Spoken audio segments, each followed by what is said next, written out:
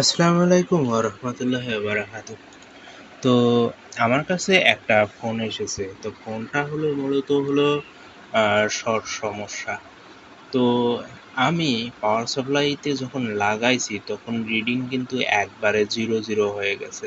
তো আমি এই অবস্থায় বুঝতে পারতেছিলাম না যে সেটটার শর্ট কোথায়। তো আমি এখানে যে টিনটা আছে সেই টিনটা আমি উঠায় ফেলবো।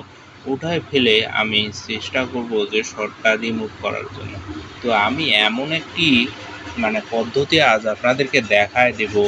তো না পড়বে প্রয়োজন শর্ট ক্লিয়ারের, না পড়বে প্রয়োজন উম বেশি মাপামাপির।